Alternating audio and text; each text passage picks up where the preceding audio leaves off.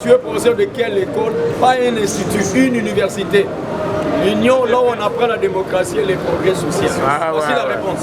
Sur le cas dans la profession de l'université, U2PES. Merci. Bien parlé. Bien répondu. Bien répondu. Le deux. Basala na moi na mpongo te. Moi na aigle basala na blague. Oh, apprenez pas papa na ye, lorsque l'aigle apprend son enfant, l'aigle monte au sommet, prend le petit aiglon, et balancer la sé. Atigrié, depuis toi. on a aiglon à son pota, merde, il y a la distance.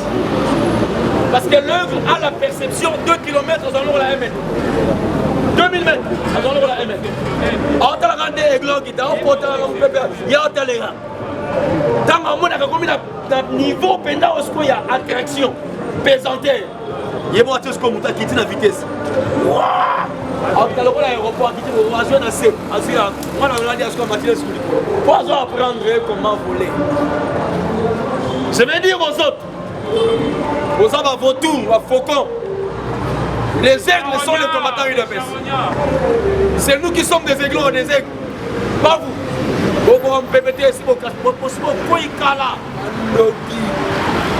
Une chose est libre à Moutou. Yo, Kosabisoke, un héros vivant. Tu n'es pas un héros vivant. Je vais analyser et vous informer. Vital caméra dans la non, analyser, mais n'a pas ça moi. Dans la Vital caméra, son passeport est ici. Son passeport. Il devait se vivre. Yo! Primo, lorsque quelqu'un est passé nous dit que le vieux Étienne vivant, a même un héros vivant, c'est faux. J'avais dit ici, jadis, un héros a sa histoire. Héros a sa solo. Mais sur la terre maintenant au Congo, tout le monde a dit qu'on a un héros vivant, au moins on a mis sous. Et nani au père à solo là. Dans la image morotée à Étienne, c'est alors on a été au bonheur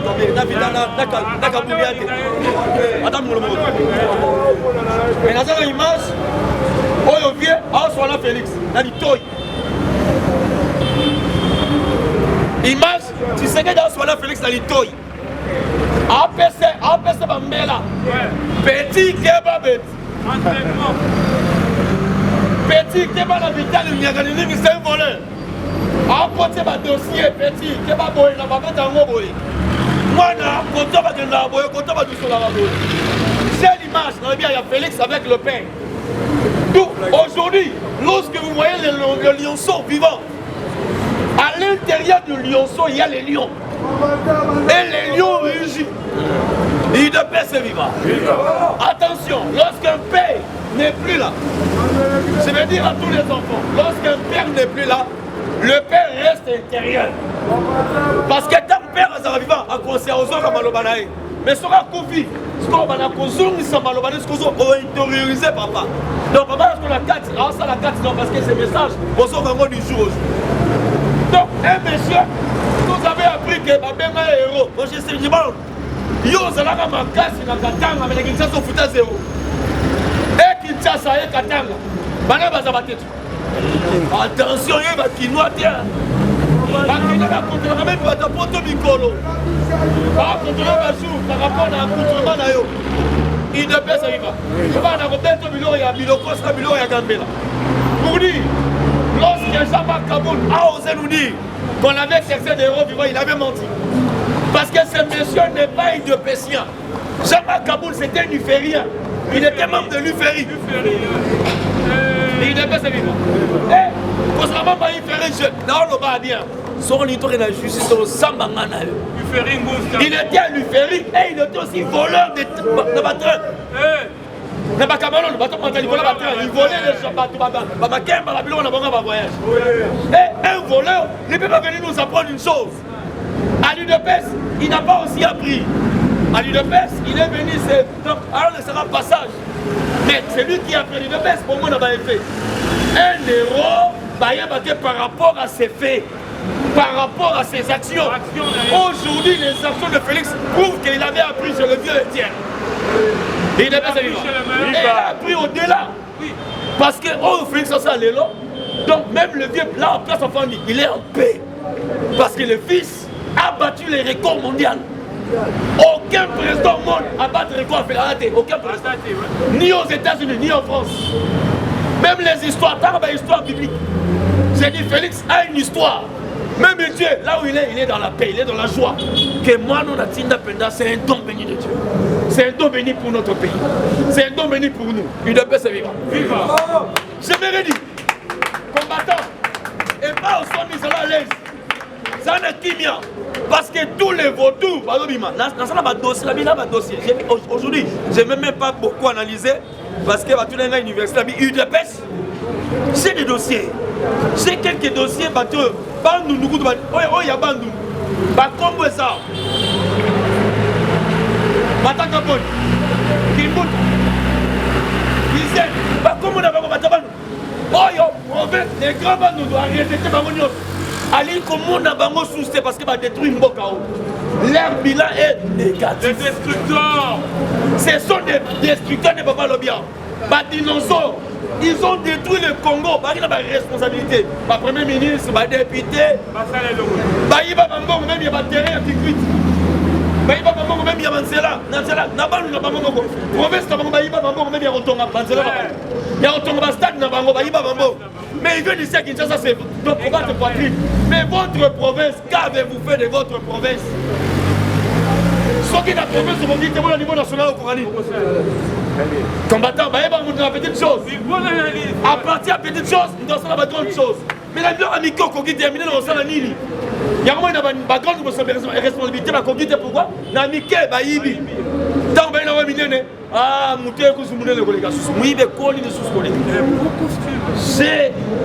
j'aimerais rentrer par après. Maintenant, le Bénin, moi, on va Kanda. Chers combattants, ça, c'est lui. Ce n'est pas une autre personne, ça, c'est lui. Papa, soyez bien la caméra, ça, c'est lui. Ce n'est pas une autre personne, c'est Vital Kamerhe. Burundais. Passeport burundais. Ça, c'est Vital Kamerhe. Burundais. Combattant. Congolais. Excusez. Qu'est-ce qu'on a écrit? Les passeports, c'est un passeport burundais. Délai à 5 ans, 2013-2018. On dit Kamerhe, Kanyingi Vital, Urubundi, né le 4 mars 1959. Ça, c'est sa date de naissance. Ça, c'est lui. C'est lui le monsieur qui est burundais. Mais il vient venir devenir président du Congo. Ah ouais, passeport 2013-2018. 5 ans. Donc, si 2018, il y avait été burundais. Mais aux élections, il est venu pour l'élection présidentielle. Comment un Burundais peut devenir président du Congo? Comment un Burundais peut devenir président du Congo? Par rapport à quoi? C'est son passeport. Comment voulez-vous qu'un Burundais vienne ici? Vous dirigez. Vital Kamerhe est le Congo comme Congolais. Mais Azan a petit frère n'a propre. Comme on a Patrick Kamerhe. Azan aux États-Unis d'Amérique. Papa mon comme maman mon comme 100% burundais. Mais sur Vital Kamerhe est Congolais. C'est dit. Aujourd'hui, j'aimerais dire aux autres, déclassez-vous. Je l'ai dit, déclassez-vous. Avant que les Congolais vous déclassent. Excusez, j'aimerais parler de... Non, mais la petite ôté. Parce que Massaro est passé dans un procès. Massaro nous a prouvé une insuffisance notoire d'intelligence. C'est un petit qui n'est pas intelligent. Il a démontré que c'était vraiment un imbécile, un idiot. Excusez, par entre guillemets. Ce n'est pas une injure, c'est une qualification. On doit qualifier les autres comme étant des idiots. Attention, le peuple congolais n'est pas idiot. Nous sommes dans un pays où nous avons des bagages. Dans la présence, Nabi, UDPS, dans une grande partie UDPS. il va créer un Congolais belé. Avait un président docteur en droit. Excusez, quand je dis docteur en droit, c'est mes limites. Les tout premiers docteurs en droit congolais. Les tout premiers docteurs en droit du Congo et les premiers avocats africains. Que le monde entier, après avoir réfléchi, Bafan Babino, habillé à sa sphinx. Soit dictionnaire Tanga Sphinx. Quand on parle du sphinx, c'est un monstre à plusieurs têtes. Un monsieur qu'on ne comprenait pas. Un monsieur qu'on ne savait pas. Oh, Azana Congo Névélim. Parce que sa tête valait la tête des États-Unis d'Amérique. Sa tête, il y a Congo. On va dire comme étant un monsieur qui pourrait diriger les États-Unis. A dirigé grande puissance, mais va retrouver dans la RDC. RDC, et qu'on retrouve Étienne. Aujourd'hui, il n'est plus là. Mais tout ce qu'il avait, il y a quintessence, il y a intelligence. C'est réalisme. La valeur, donc valeur, il y a connaissance. Et retomber la mouton, le président Congo. Félix, Antoine, Chilombo Tshisekedi. Ah ouais. Il devait se voir. Et au monde de États-Unis, après avoir Koboya, accepte de fournir l'arme au Congo pour combattre les MNA. À partir de sa politique. Il devait après avoir Koboya, il s'accepte de donner les armes. Ah, guerre, il y a Bunagana Kalamingité. Bunagana Kalamingité. Parce que tout le monde a Bunagana, bah rebelle, bah drapeau blanc. Ça les côtés, crise et côtés, munitions assustées. Frappe sur frappe. Il est bien vivant. Mais ce qui est mal, c'est qu'on ne doit pas pardonner. Ce sont des morts pareils. D'accord. Ça énerve. Une jeune fille qu'on a machetée, donc tout ceci, les images, machetées. Et un homme, on tue quelqu'un nu, on l'expose,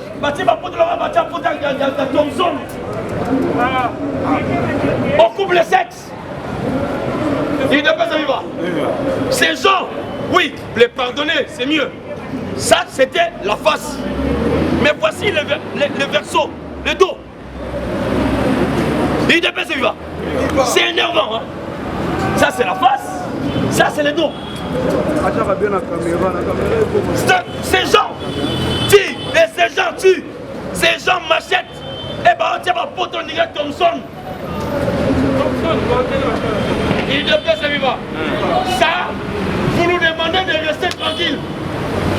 Ça, quand les Congolais réalisent le génocide et la xénophobie, ça, on appelle ça quoi? Carnage. Quand vous le faites, les Congolais sont des animaux, vous êtes des humains. Non, à chaque chose, il y a un début, il y a aussi une fin. Mais je donne le programme, je dirais un message aux Rwandais. Chers Rwandais, merci beaucoup pour tout ce que vous avez fait. Mais sachez qu'un jour, vous regretterez le mal que vous avez fait. Bien parlé, bien parlé. Un jour. Deux terrains. Si les autres ne le feront pas, moi, je préfère mourir. Ceux qui sont morts sont mes frères. Ceux qui sont calcinés, tués, ce sont mes frères. J'ai dit, l'ADN, c'est l'ADN congolais. Ce n'est pas rwandais. Ce sont des Congolais, mes frères de l'Est, que vous avez assassinés, tués, brûlés. Bon, pour m'acheter, vous savez pas mal de poisson. Merci, mangez cela. Mais un jour, nous aussi on mangera. Votre chef. Je devenais un cannibale. S'il faut même devenir un vampire, je le ferai. Rien que pour venger mes frères. Nous sommes ici. Quel est le mal que les Congolais ont fait aux Rwandais? Vous nous pillez. Vous volez nos minéraux. Vous prenez tout. Et après, vous tuez encore. Ça c'est grave. Prenez les minéraux, allez-vous-en. Bonsoir, autant d'années.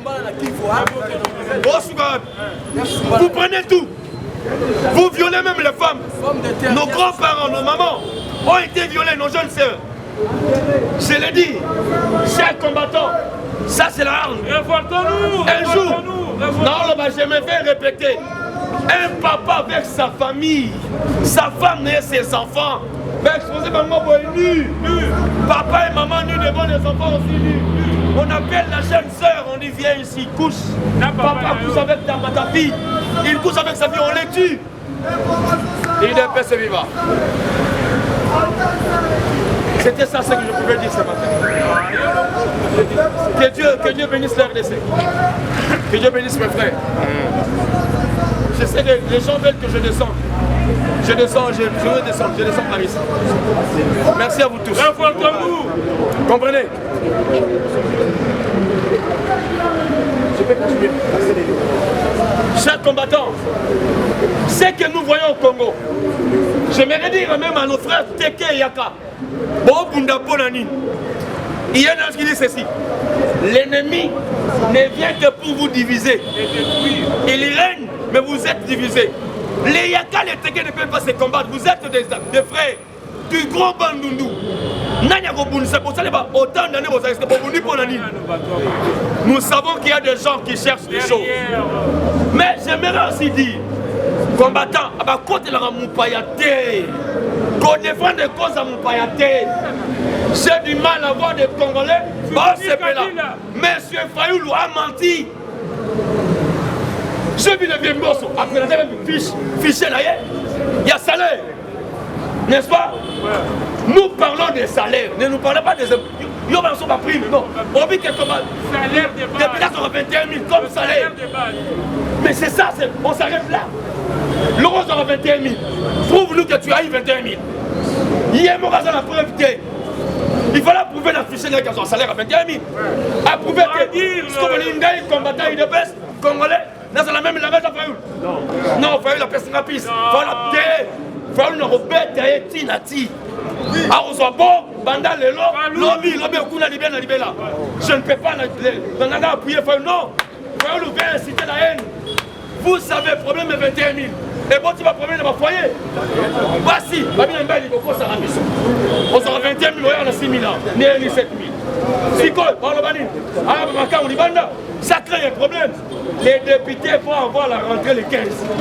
La rentrée parlement c'est le 15, la rentrée budgétaire. Et on saura ce qui va se passer. J'ai dit, je vous remercie.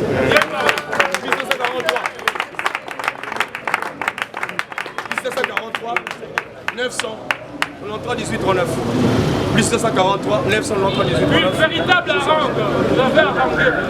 Universitaire, il est maintenant sous professeur.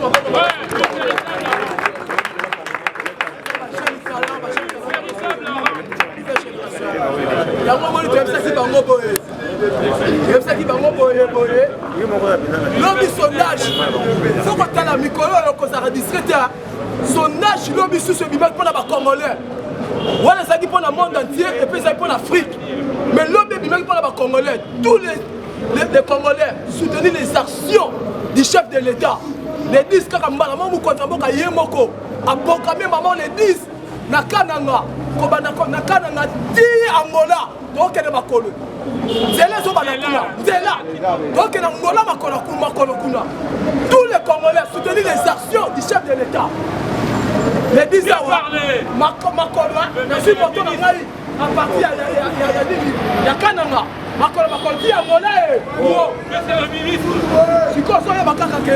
Les actions du chef de l'État. Ah, Nabis, bon, 2023, j'ai même ma mère coupée. 2023, bon, les actions du chef de l'État.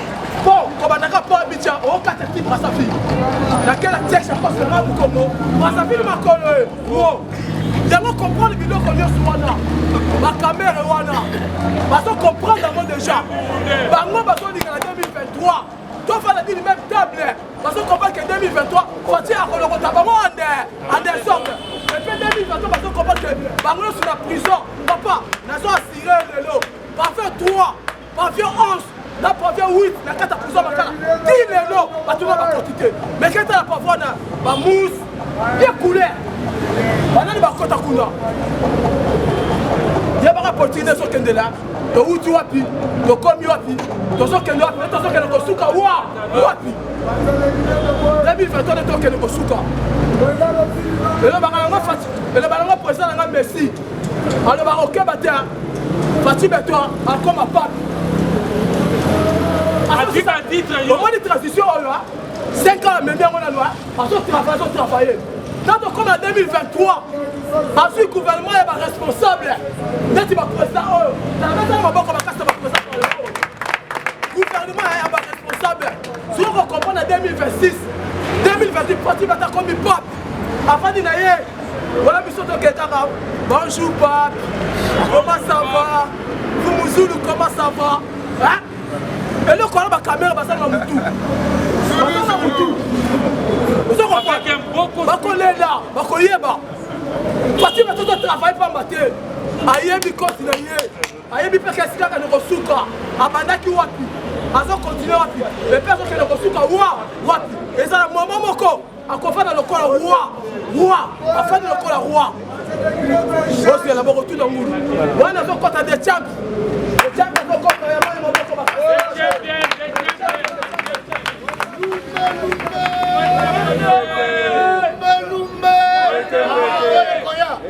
allez, fatigue-toi.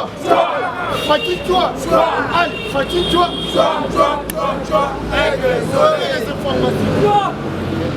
24 elekisaki yango sans pourtant bazala na bref na yango il est pesi viva yango boyokaki batindaki Denis Mukwege akende kosigner accord na Martin Fayulu a soutenir ye na candidature ya 2023 babengi Matata Ponyo basala bloc comme ça va combattre chef de l'État babimisana ni Denis Mukwege il est pesi viva sikoyo mutoyo ba occidentaux balingi ba présenter comme président na mboka na biso azando kimune il est pesi viva ce qui véritable justice est vendu et sengeli ba sala ba enquête et pas Denis Mukwege na information moko ba uti ko informer ngai c'est très important il est pesi viva balobi Denis Mukwege prix Nobel Bissan.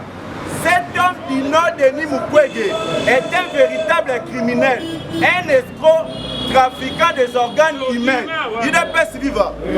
Il descend avec son équipe des infirmiers, malhonnêtes, corrompre des femmes paysannes dans des villages pour les mettre du mercurochrome entre les deux jambes et puis les filmer et dissimuler des vidéos sous prétexte de viol.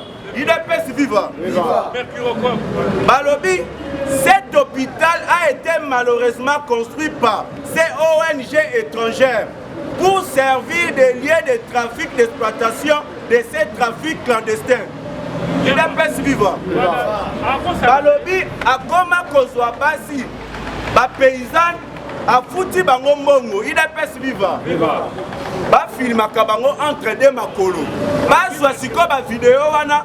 Même na ba ONG balakisa balobake otala ndenge bazoviole bango il est pesi viva sikoyo ba ONG wana nde mutu etonga hôpital o place asala ba trafic wana azwaka ba organe humain atekelaka bango il est pesi viva sikoyo mutu azali criminel nde bozolinga boprésenter po comme président na mboka il est pesi viva cette fois-ci biso peuple congolais de père et de mère tofongola misu contre baetra kuluna oyo bomoni ezali korenye eza plan na bango ida pesi viva ozomona mutu azoboma mutu sans puta yokamawa sans puta azala na souci mpe soki totali bakulu nango bien okomona parmi bango bakongolais mpe baza te il y a des congolais na baétranger oyo bango batindi ida pesi viva kuluna moko abundi na jeune moko ya camp adverse devant population bakati ye liboko il est pesi viva après avoir kokata ye liboko bazwi mbeli balekisi ye na gorge le monsieur en question akufi mais na secteur ozotala Kasongo azomonana te Kasongo azosala eloko te mais soki moto soki bataxi bakangi yango nde Kasongo abimi il est pesi viva mpe bambongo bafutaka wana ekendaka ntango bazofuta mbongo wana bazoloba nini te oyo eza ya Kasongo mbongo ya leta ekomi ya Kasongo il est pesi viva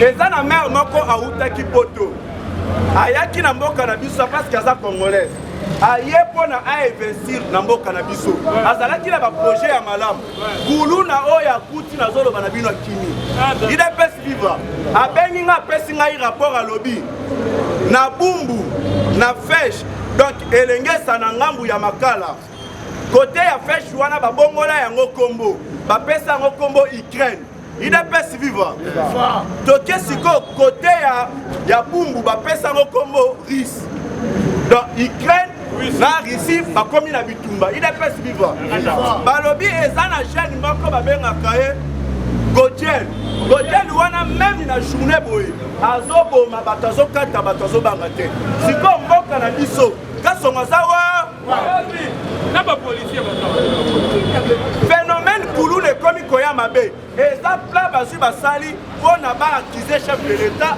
na gouvernement na ye po basalaki bainvestisseur baya te bango moko balobaki nous allons créer l'insécurité mpona bainvestisseur baya te bakocréer yango ndenge nini na kofabrike bakuluna na bango parce que soki bainvestisseur baotala babilili wana moye baya eza yango tosenga na mokwa ntombolo alongola kaso alongola kaso soki bolingi alongola kaso botombola nobokoganga ba mpe tozosenga na chef de l'état réforme esalema na la police idps vivre arme na biso na la police réforme esalema eza na bamilitaire oyo baza na la police bazwa formation moko te Hippolyte akotisaka bango mpona na ntango ya maponami baboma population nde babomaka idps vivre yango moni bapolisier wana nde basalaka babavire mingi policier moko atie kwiti alangwe makasi abimisi munduki abetie finaliste abetie masasi na se ya kwiti idps vivre faut comprendre que kosalisa réforme ekomi urgent na mboka na biso idps vivre yango tosengi na Fachi Beton asalisa réforme le plus vite possible eloba papa moso nyonso ezalaka théâtre idps vivre bureau ya assemblée nationale balobi boye boyoka bien idps vivre bureau ya assemblée nationale balobi badepute oyo bazojoue hypocrisie baokende kokumisa nani bapropos ya Martin Fayulu parfois bazongi na nzela baoyo baosala bascénario wana baosanctionne bango nyonso idps vivre baoyo bazoconfirme ke bazwaka $21,000 tandis que baza na preuve te baosanctionne bango nde mpe tozosenga Martin Fayulu ye mpe abimisaki bapropos wana ye mpe sengeli basanctionne ye idps vivre tozobanga Martin Fayulu ndenge nini Martin Fayulu asala babavire mais bolinga bosanctionne kaka bato baapuyaki ye ebongo ye moko auteur na yango idps vivre parce que message ekomi oleka ya mabe Martin Fayulu asalaka babavire basanctionnaka ye te bakangaka ye te est-ce que état de droit elakisi ke Martin Fayulu aza intouchable idps vivre mutu ya liboso babandaka kokanga eza auteur soki bakangi auteur bakokanga sikoyo baoyo baza na nsima na yango tosengi na papa mboso olobi ezolinga osanctionne badepute oyo baapuye yango ya liboso banda na Martin Fayulu oyo moko aza député c'est ça c'est clair idps vivre soki bolingi basanctionne auteur Martin Fayulu naza na posa mo manifester botombola bokanga Fachi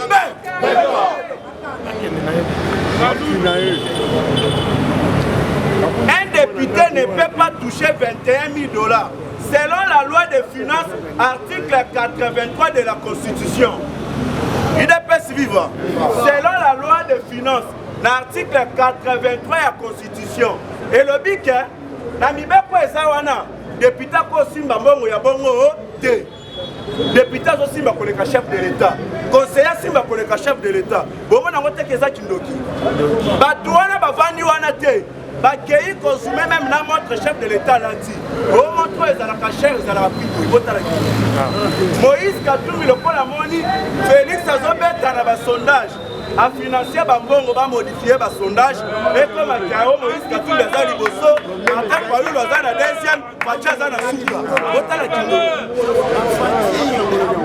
idps viva botala kindoki kaka ye moko alobi ke soki nga nakomi président nakolite contre la corruption nakolite contre le détournement mais tokotuna ye ntango azalaki gouverneur na Katanga na 8 ans naya komi na mbongo ndenge nini idepesi viva ye moko moto ya liboso même na football à Korompaka. Grand corrupteur est année. Il est pas suivant. Ceux qui vont analyse bien. Bateau bazo bomambo cannabis ces arabes étrangers. Quand étranger les babos mambo cannabis, il est pas suivant. Nazo féliciter ministre Jean-Pierre Liaou, il y a fonction publique. Alors biboé, peuple sans cause un problème. Makambu intermédiaire pas dans les athées.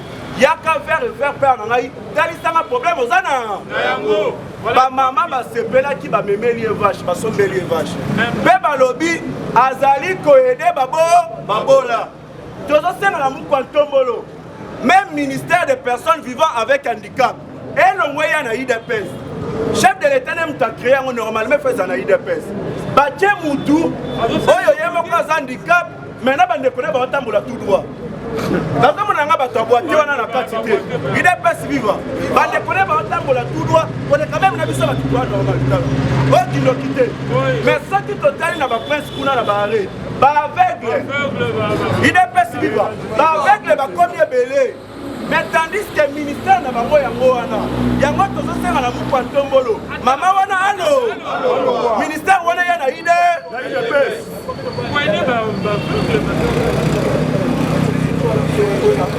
Sous instruction de Moukwantombolo, Félix Antoine Tshisekedi Tshilombo, alobi la gouvernement, na instruire na bino, na yoka budget ya mboka, et comme on a 14,9 milliards. Chef de l'État, le gouvernement, na ligne na yoka, na rentrée parlementaire il y a mois de septembre, na yoka budget ya mboka bobunda, et comme on a 14 milliards de dollars. On va mettre la mou kwantongo ma boka.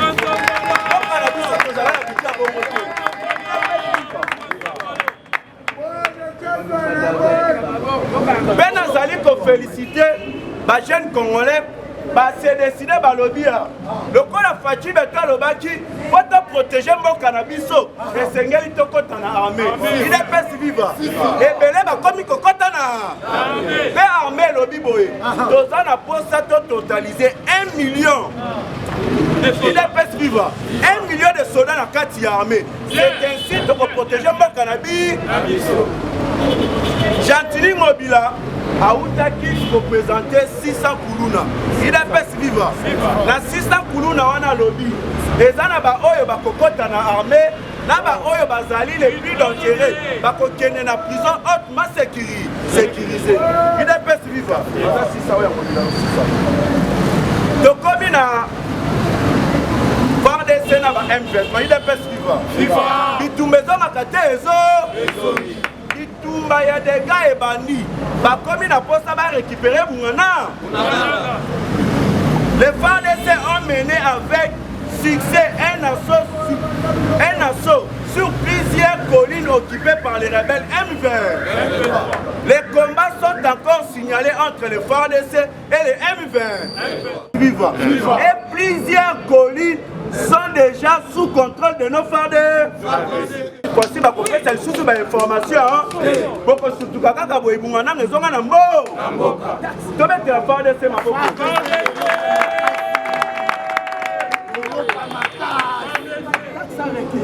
Na niveau ya Ituri, bitumbe zalaki makasi entre FARDC na Bakodeko, il est pas vivant. Bitumba wana est créé 22 morts. Il est pas vivant. Na 22 morts wana tozana 13 civils bakoufi et puis na 8 rebelles Kodeko bakou. Ba bazali ba Congolais de péré de. Ba voter loi moko. Donc on a un régime semi-présidentiel, donc comme on a un régime président. Na papa Mbosso, na ba député, ba voter loi ba lo baboué. Armée na ngai ya biso, armée ya mboka, armée ya ba Congolais, kaka ba Congolais de sengeli bazala na kati. Écoutez bien les informations. Ba biloko ya kosala yango ba député. Armée na biso infiltration ezala te, kaka de faire de mer nde bazala na kati. eza musala esengeli badepute basala olie badepute bakoma na bango babusinessman chef de l'état alobaki yango boye ebele bazokɔta na politike ebele bazolinga bakoma badepute soki mpo na mbongo bino moko bokomikimela politike po ebele bayaka toujours mpo bakoma na mbongo chef de l'état alobi akobloke d'ailleurs chef de l'état instruit alobi boye esengeli barevoir bainstitut oyo eza budgetivore baréduire batrain de vie na tobetela moka ntongolo fakibela maboko l'homme qu'il faut à la place qu'il faut il est pas vivant. Merci beaucoup nazochite kotobotala nazosenga na bacongolais partout dans le monde badiaspora initiative na biso ya $1 pour le FARDC même biso batu tozali awa toemboite le pas il est pas vivant $1 pour le FARDC baoyo baza libanda baza na posa soutenir FARDC numéro na eza plus 243 89 60 77 556 plus 243 89 60 77 556. Merci.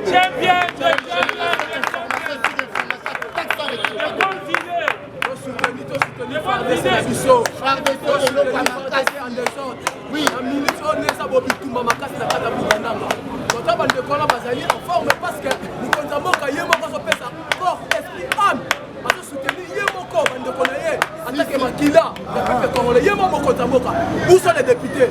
Où sont les sénateurs? Mais nous sommes pas peuple congolais. Parce que papa la biso basakuna, bayana biso pe basakuna ça voté.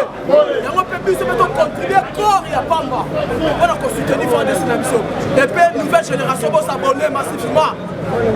Vont s'abonner la nouvelle génération. Vont s'abonner vont compte vont s'abonner massivement. Donc il ne veut pas être abonné la biso. La carte nouvelle génération vont la biso en la minute on a encore ça merci de l'UDPS. Merci de l'UDPS.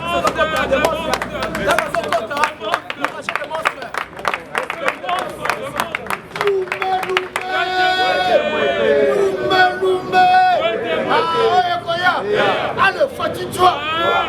Fatigue-toi. Allez, fatigue-toi. Donne les informations. Il dépasse FIFA. Il dépasse FIFA. Wanamambe. Wanamama. Mambu Maso. Je ne vais pas déjà se faire là parce que politique est comme elle est. Politique est comme elle est. Qui dépasse sa FIFA. Je ne veux pas qu'il y ait un pouvoir, il y a un pouvoir, il y a fatigue.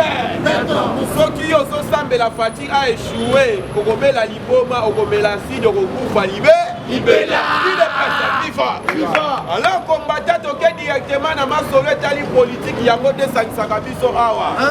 Then alobaki na minute oyo kana bango wana bazolala na makolo na basulier il dépasse sa FIFA. Parce que na minute oyo président abetisi mitu na deux puissances bango nyonso balobi l'engagement Russie il dépasse sa FIFA. La Russie oyo apusani pembeni États-Unis aboyi kotike la Russie RDC parce que Russie soka zwi RDC kozala difficile les États-Unis à récupérer sous RDC. Mwana il dépasse sa FIFA. Ya mwana kaka na mois ya septembre oyo. Président a kozala na États-Unis parce que calendrier na vraiment il faut bosser na tesa chargé. Les 10 jours nano azala na Kasai. Il dépasse sa FIFA. On a ok na kananga pona route moko ya 200 km au Kabila sala telo côté. Yeba ke Kabila tozali na président moko boye oyo azalaki mutu ya Nzambe ya ba market. Barrage ya Katende wana Kabila tia 3 fois Libanga. Il est pas sa FIFA. Mais tu n'as jamais Kosala. Dans le lobby, qui le chef de l'État comme il a problème, oyo azana ngona minute oyo. Les a pensé que Batouana basunga qui était. Ceux qui bango basala qui ata un pas de pas fatia ingaki ressources na 3 fois. Boete. Ceux qui ont dit président de la République a banni dans la Banjela, c'est-à-dire à Kouta qui atteint Angela, et Zate. Nasima Nabiso Awa, Natangwa Kabila, les boulets zaïté. Il n'a pas sa vie. Nasima Nabiso Karakote Bozawa. Mais la minute au Tala, et Zama Kademi Béton. Il n'a pas sa vie. Donc il est béton. Yéba qui est pays d'Abiso Fatia sur un chantier. nalobi na Côte d'Ivoire na suis pays dans un trou oyo na lingala tobengi libulu mais libulu yango na kati wana ezalaki na likongode moko ya mandefu likongode wana esengaki na utotya ye ya kote idepesa viva oyo ozomona ezosileka oyo ya badéclaration ya bafayulu nayebisaki bino bien avant bandeko wana elikia na bango ekomi kaka desordre ebima na mboka okomi tuna ndenge nini fayulu asali déclaration wana une semaine avant rentrée scolaire eza mpona baprofesseur ntango bakoyoka basilika bakende na grève bamarshe ebanda idepesa viva baseke kati ya bango eza nini nayebisaki bino basentir déjà ke bamata bakita tozomema bango na ele adversaire oyo baza mpasi na ye eza mpasi baganye ye naopesa bino lisese moko eza lokola ekipe azopola 5-0 na 80 minutes elika ya ekipe wana azopolezaka ni match ekota mobulu bango nde baza wana tobeta mpe bale no ezali soki boopola no match oyo kaka ifo baanile ya bakoma kobuka alors bakoma na baaction moko boye baoluka desordre déclaration ya fayulu asali mpo na edécourage basoda baobunda na idepesa viva asali mpo na edécourage baprofesseur oyo bana baozoka classe de 5 awa asali mpo edécourage bato wana nyonso babima na nzela bagrève bamarshe ekoma alors balobake mofanda na la même table bosolola consensus mpo bango bazwa baposte idepesa viva yango moni le secrétaire Augustin Kabuya alobi yango eza plan oyo bazalaki préparé ntango akutani na matata mpo oyo makambo basololaki yango bakomprendre bamarshe na bango bazosala ata marshe moko te simbi bazosala marshe bato bazoyeba te kutu marshe esalamaki na ville ya Kinshasa yo mona bato baanile marshe mpo na mbula ebeti me bolobaki marshe osama etati mobimba ya territoire me bolobi yo marshe esalami te mpo na mbula estce mbula ebeti na Kisangani mbula ebetaki na Équateur bazose sentir ke baza na problème biso tokomprendre eza maloba ya Kondo Etienne Tshisekedi nde ekokisami alobaka idps au pouvoir opposition ekokoma nango mwana idps viva jusqu'à là mutu ezoswa bango kandida nini bakotya ye en face abunda na mwana mbo awa na miniti oyo bana mboka baza na kandida na bango baétranger mpe na baopportuniste baza na kandida na bango Bemba alandi mwana mboka alobi nandimi kosoutenir chef de l'état Félix Tshisekedi mpona na boya baplan oyo ya mabe balingaki batia en place oyo elingaki emema pays na kao idepesa viva donc combattant il faut tofongola misu na minute oyo bonguna oyo tobandaki koluka na torche nzoka afandaki na ye na salo azotala te idepesa viva banguna yango baza deja awa bapanzanaki na baarsi nyonso tozwi bainformation général oyo bakangaki baseleba atangi 4 généraux mosusu oyo na minute oyo baza na résidence surveillée na bango déjà ezalaki bien préparé yango moni chef de l'état alobi il faut tokende mbangu na remaniement bazobandango na territoire Kabila alesi baadministrateur ya baterritoire ebele conflit oyo esalami ya bateke na bayaka autorité mutu oyo bapesaki mbongo wana administrateur ya territoire mpo acréer conflit wana d'ailleurs Fatia yambaki loyiba chef coutumier nyonso ya kuna idepesa viva bato ya pepe nde bakomi koprofite na bambuma na bango oyo baza jusqu'à là na gouvernement oyebi mutu deja aza écarté akomi koprofite na baindice mwa bato bengaka mwa bambuma oyo ya noir oyo batikaki yango omoni bambuma noir oyo Fatia azolinga asokola idepesa viva na armée bazalaki po baseleba wana azalaki général en fonction général de brigade na nzoka wande kotrafaye na ye mutu mosusu moko eza na baministre mosusu oyo mpe balongwa Katumbi apesa injonction epai ya baministre idepesa viva baministre na ye il faut bosabotaka baso ya chef de bomona yango epai ya ministre ya sport Léopard azobeta ye awa match esili nsima ozwa tiete aviole na espace aérien ya mboka bato mosusu bozomona sabotage na baministre ya Katumbi yango moni Fatia alobi il est temps soki oza opposant kende na ki opposition mobimba eza te baministre yano baoli yango me yo na opposition Bemba ye parce que Bemba aza na gouvernement aye clair aza hypocrite contre na Katumbi il est pas sa viva politique ya mpuku anyota yo azofula yango nde Fatia azobo il est pas sa viva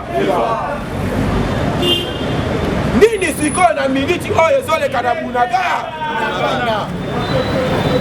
il faut yebango bien nayebisaki bino ministre ya affaires étrangères ya Rwanda na ya Uganda bakutani mpo na nini idepesa viva na miniti oyo makambo eza ya koyinda Joka Fati ayaki kokuta Kabila apesaki chaque pays voisin parti ndambu ya richesse ya République démocratique du Congo cadeau armée na biso ezalaki affaibli donc abi yo Angola yo soit kuna côté ya est yo soit content sala raffinerie ya corps Uganda yo soit boye sala raffinerie ya or Zambie yo zwa nini bapesaka la zute Zambie bapesaka lithium Afrique du Sud azwaki courant na ndambo ya minere do akabolaki richesse lokola nguba Fati tangwa ye idepesa viva atali boya bino makambo boye kozala te ngai naye na politike asika ya ganyaga yango moni M23 afandaki kimia abandai naye koprofite na baavantage oyo Kabila apesaki ba idepesa viva 2017 bomonaki na Uganda Museveni azokende koinogire raffinerie ya or me bachaine ya libanda ya mindele babi or eza na Uganda te me raffinerie or ekouta wa joka or ebandai kouta na Sud Kivu idepesa viva Fati tango aye abino pas question ya biloko boya na système ya ganyaga bapaye bele esali bango pasi Zamba babandai kokabola mbongo ya Zamba Gabon Brazzaville na Cameroun mbongo ya Zamba kokota ya Fati mbala moko akati babiloko wana peya liboso asilikaki ezalaki Zambie ntango ayoki bongo ayemba moko boyokaki oyo Zambie abotoli territoire oyo bokabo mpo na bakati ya Fati ajo Kabila apesa ibango Fati abino ye aza ngai te azwi rapport wana memi epai ya baaméricain wana na ntango ya Trump Trump abi na Zambie yo bozonga buna arme na bino na male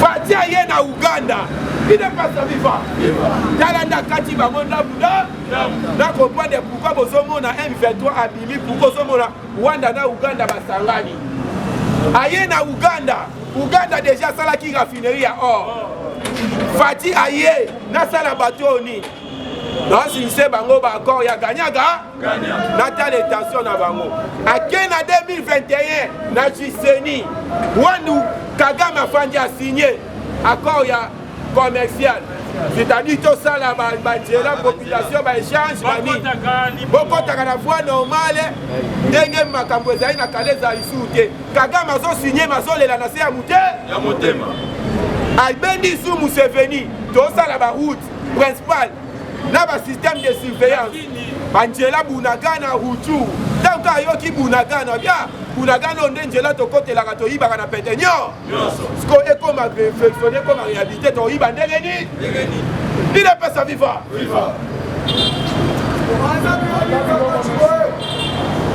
Fati esika encore koti ici nous ebandai ko raffiner on na Uganda ekanga marate ekanga Alain Got un sujet belge oyo azalaki directeur général ya izini wana azwaka sanction tasaisi azwi sanction Fatia Koti izini ya raffinerie ya konta ya Rwanda réserve esilaka te esi croissance économie na Rwanda emataka lisusu te nde moni baarme ba M23 na bango M23 azonga yango moni président na discours na ye ntango ya makambo ya M23 alobaki guerre oyo eza guerre économique il est pas ça vivre c'est-à-dire Fatia comprendre que eza guerre économique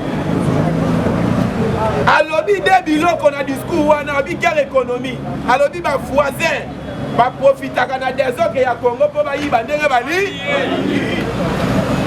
il est pas ça vivre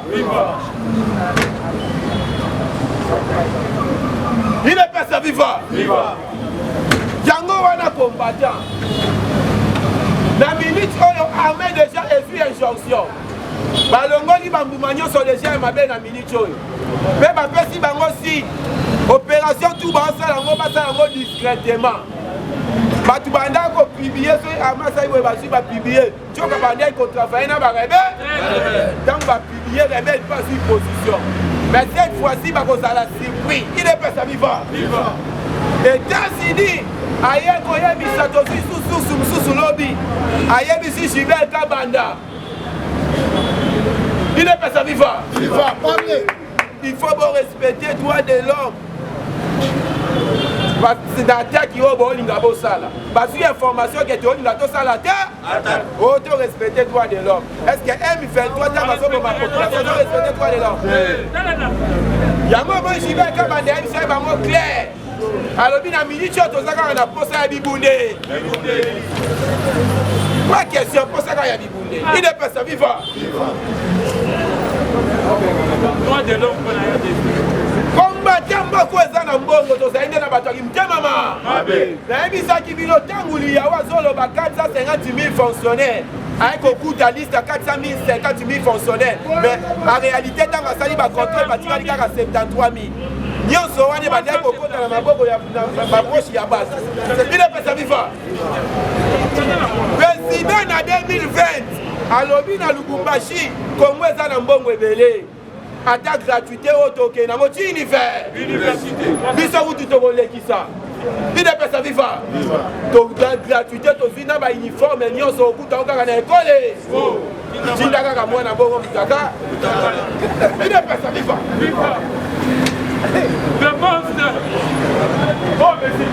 lelo badongolo biso wana bakopoint ke oyo 3 ans na ye akorge biso jusqu'o il faut totiela ye bitabe asieta babosala te Fatia atimbela alatelaki bango boti na sika ile pesa viva boti na sika baza na prison ne baza na bakosa yo te bazaka na prison me baotambola un moment donné bolamuka ye boma te baomodona bango lokola bami Shadar alataki kimono abangisi bato o maître ya karateka toyebisaki yo koblekisa mutu te pompage ozosala eza pompage ali kwanganza est-ce que pompage ali kwanganza lebakisaka éléphant ine pesa viva ye wana babimisi bango na taobimisa